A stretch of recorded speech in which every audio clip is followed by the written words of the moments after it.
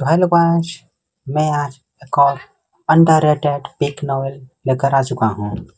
सोचिए, अगर एक दिन पूरी मानव सभ्यता खत्म हो जाए और सारी आधुनिक तकनीक, इंटरनेट, विज्ञान और इतिहास समय के साथ गायब हो जाए। हजारों साल बाद लोग यह तक भूल जाए कि इंसान कभी चांद पर गया था, परमाणु ऊर्जा बनाई थी या दुनिया का राजा हुआ करता था।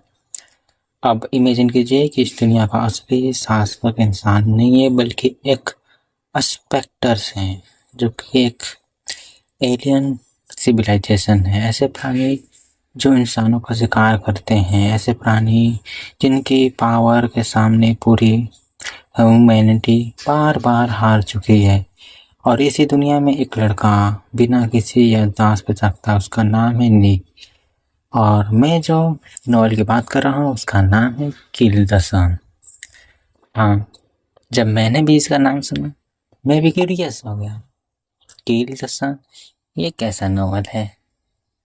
सन को मारो। ये कैसा नाम है, इसलिए मैं इसके और टिप गया, तब मुझे ये पता। और इसके बारे में और जानते हैं कि क्या है इस नॉवल में। किल द सन की कहानी हमारी पृथ्वी पर घटित होती है, लेकिन ये हजारों साल बाद फ्यूचर में होती है। बहुत समय पहले स्पेक्टर्स नामक एक रहस्यमय और पावरफुल एंटिटी ने दुनिया पर हमला किया था। उन्होंने ह्यूमन सिविलाइजेशन को लगभग पूरी तरह नष्ट कर दिया। जो ज्ञान, नॉलेज इंसानों ने हजारों सालों में इकट्ठा किया था वह खत्म हो गया। इतिहास मिट गए, सारे टेक्नोलॉजी गायब हो गए। समय के साथ लोग अपने इतिहास को भूल गए।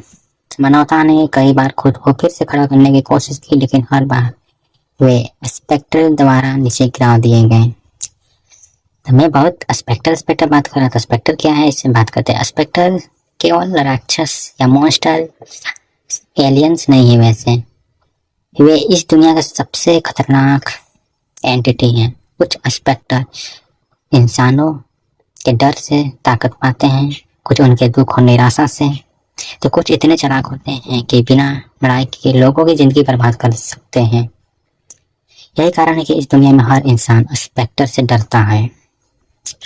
अब निक कौन है? तो निक है हमारे कहानी का एन कैरेक्टर। वह क्रिम्सन फंगस सिटी के सबसे गरीब और खतरनाक इलाके द ड्रैग में रहता है।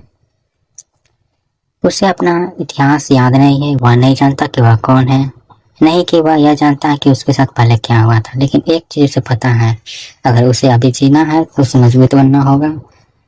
पॉवर्टी, क्राइम, धोखेबाजी, मौत के बीच निक बड़ा होता है। वह कोई चुना हुआ कैरेक्टर नहीं है, उसके पास कोई महान परिवार नहीं है, कोई इनहेरिटेंस नहीं है, कोई जन्मजात शक्ति नहीं है। उसके पास सिर्फ उसकी मेहनत और जीवन रहने की चीज है।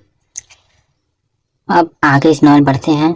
इसके पावर सिस्टम बात करते हैं। जैपिक्स और पावर सिस्टम इस दुनिया में ताकत का स्रोत है। यानी कि पावर कहाँ से मिलती है, वो है जैपिक्स नाम। जो व्यक्ति जितना अधिक जैपिक्स को नियंत्रित कर सकता है वो उतना ही शक्तिशाली बनता है। जैपिक्स मतलब मान लो कि एनर्जी की तरह, स्पिरिचुअल एनर्जी। लेकिन सबसे दिलचस्प बात यह है कि इंसानों की बहुत सी शक्तियाँ स्पेक्टर से ही आती है, क्योंकि जैपिक्स उन्हीं से स्पेक्टर द्वारा ही मिलती है। यानी मानवता उन्हीं प्राणियों की शक्ति का उपयोग करती है जो उसकी सबसे बड़ा दुश्मन है।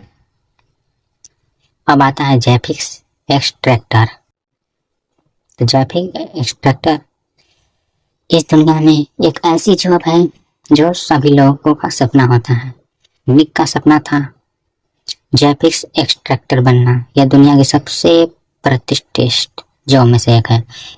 एक्सट्रैक्टर स्पेक्टर का शिकार करते हैं और उनकी शक्तियों को निकालकर ह्यूमैनिटी के काम में लाते हैं। द ड्रैग जैसी जगह से निकलकर इस पद तक पहुंचना इम्पॉसिबल माना जाता है, लेकिन निक अपनी मेहनत से परीक्षा पास कर लेता है। ऐसा लगता है कि वह अपनी जिंदगी बदलने ही वाला है, लेकिन तभी एक ऐसी सच्चाई पता चलती है जो उसके सपनों को तोड़ देता है। अब निक के कुछ रहस्य के बारे में बात करते हैं। निक के अंदर पहले से ही स्पेक्टर की शक्ति मौजूद है, जो पास्ट में उसे मिली थी, लेकिन उसे याद नहीं है। और इसी वजह से वह जैपिक्स एक्सट्रैक्टर नहीं बन पाता, उसे हटा दिया जाता है। उसका सपना पल भर में टूट जाता है, लेकिन कहानी यही खत्म नहीं होती, बल्कि यहीं से कहानी शुरुआत होती है, जो आप चैप्टर 1 में देखेंगे। फिर उसके बाद एक मिस्टीरियस मैन की नॉवेल में एंट्री होती है, जो चैप्टर 1 में ही दिखाया जाता है। जब निक को लगता है कि सब कुछ खत्म हो गया, तभी एक मिस्टीरियस मैन उससे मिलने आता है। यह आदमी निक की जिंदगी पूरी तरह बदल देता है। धीरे धीरे निक के अतीत, उसकी शक्तियाँ और इस दुनिया के सबसे बड़े रहस्य के दरवाजे खोलने लगते हैं। और अब सवाल सिर्फ इतना नहीं रह जाता कि निक कितना मजबूत होगा, सवाल यह था कि असल में वह था कौन। तो किल द सन इतना खास क्यों है, तुम क्यों इसे रिकमेंड कर रहे हैं? तो यह सिर्फ एक action survival and fantastic novel नहीं है, यह सर्वाइवल साइकोलॉजी, कैरेक्टर डेवलपमेंट कहानी है। जो निक है वह हर चैप्टर के साथ बदलता है, उसकी सोच, उसकी फैसले बदलती है, और ये कोई हीरो जैसा कैरेक्टर नहीं है जो जस्टिस एंड लव के लिए अपनी जान दे दे। और कई बार वह निक ऐसा भी काम करता है जिनके पाठक यानी कि रीडर कभी सोचे भी नहीं होते हैं। यही चीज उसे एक अलग मैंने कैरेक्टर फील कराती है।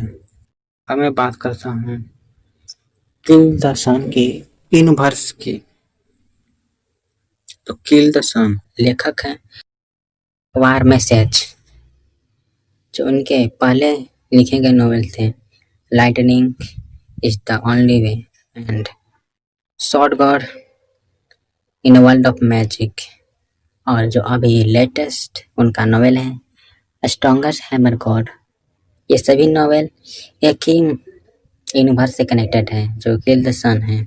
उनमें कुछ सेम कॉन्सेप्ट, कॉस्मिक रूप और हायर पावर है, बस सभी नॉवेल में अलग अलग लेवल पर पावर सिस्टम है। जैसे लाइटनिंग इन द वे, उसमें हायर रियलम पर पावर सिस्टम को दिखाया गया है, जबकि किल द सन में इसमें पोस्ट एपोकलिप्स यानी कि शुरुआती जर्नी में दिखाए गए हैं। तो उस पर भी बात करूंगा बाद में। हालांकि किल द सन को पढ़ने के लिए तुम्हें इस नॉवल जरूरी नहीं है, तुम इसे भी स्टार्ट कर सकते हो। मेरी सोच क्या है इस नॉवल पर, एक ऐसी दुनिया जहाँ इंसान हिस्ट्री भूल चुका हो, जहाँ स्पेक्टर इंसानों पर राज करते हो, जहाँ एक लड़का अपनी अतीत को रहस्य को नहीं जानता।